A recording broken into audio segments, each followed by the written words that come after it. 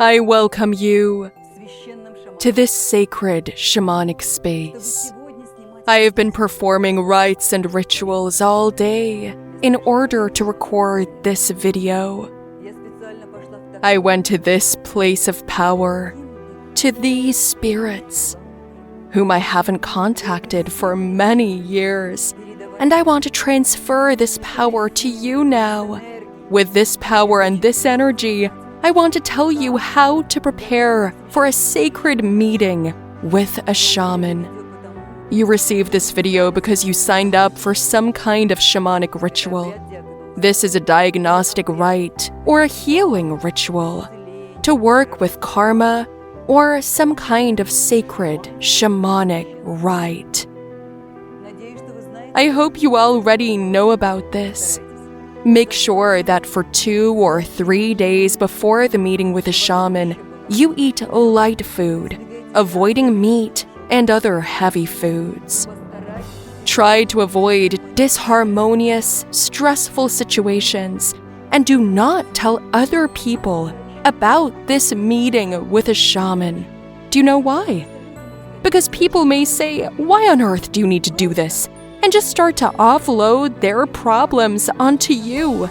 Then you will come to the shaman with your problems, plus be overloaded with someone else's problems too. You don't need this. On the contrary, keep yourself temporarily quarantined. Don't talk to others. Get ready.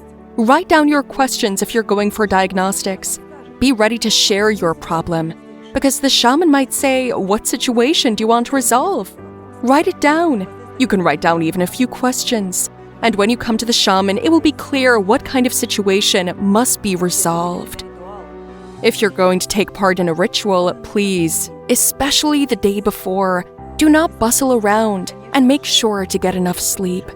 Of course, ask the shaman or the assistant for shamanic music so that you can listen to it and prepare for the ritual that way. And most importantly, please don't try to evaluate what the shaman is doing. And don't try to predict what will happen, saying, "It'll be like this and then like this, and I also saw in the movies." No, it won't be like that, I can assure you. First, what is shown in the movies is fiction. It is a filmmaker's attempt to portray what they do not understand.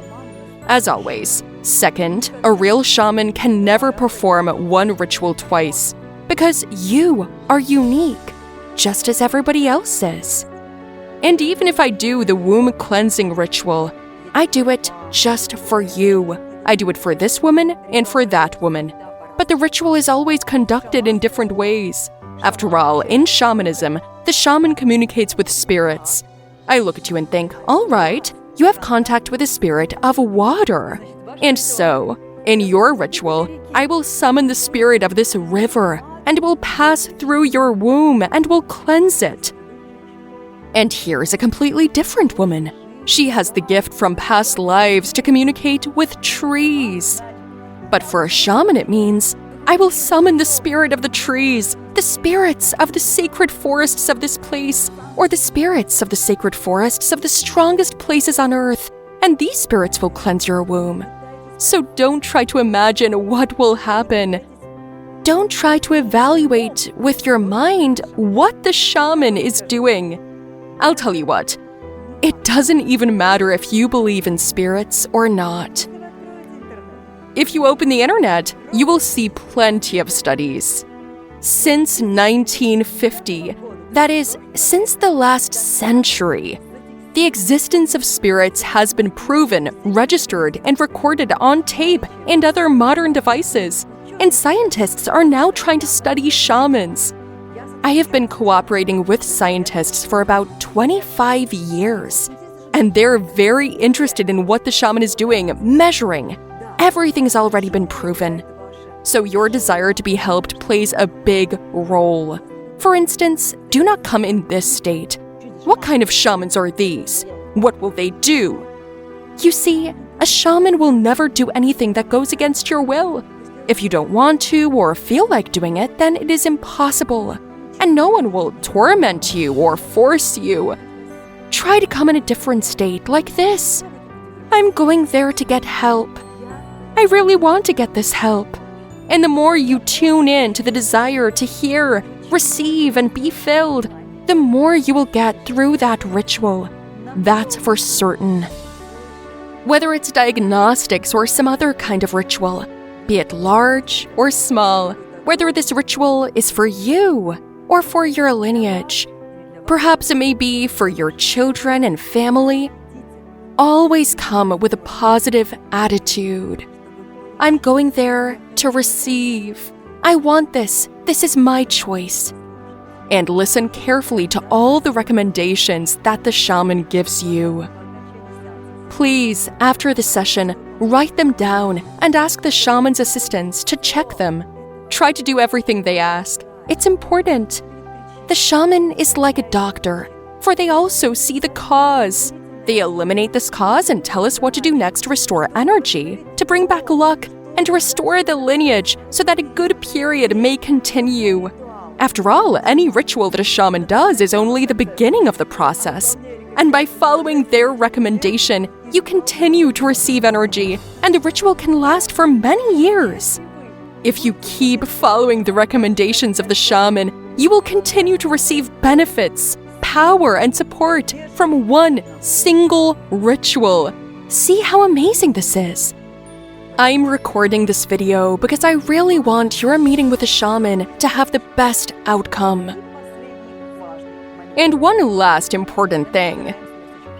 When you're going to a meeting with a shaman, sometime before or on that day, obstacles may occur, such as something gets broken, someone intervenes, or some situation prevents you from coming.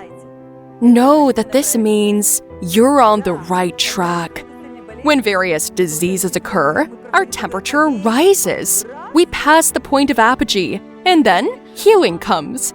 If you go to a shaman and there are some obstacles, it's just a stairway on which you must climb one step up. You've walked up the stairs, haven't you? Is it easy to climb one step up? Well, not always. It's necessary to lift one foot, put it down, transfer the weight, then lift your second foot. Imagine that you're walking, carrying a backpack or bags, but we have a lot of problems and situations that we want to resolve. It's hard. And at this time, the spirits are already helping you. They start helping from the moment when you have arranged such a meeting with a shaman. And of course, the spirits are already helping you to climb to the next step in order to get maximum help from the shaman.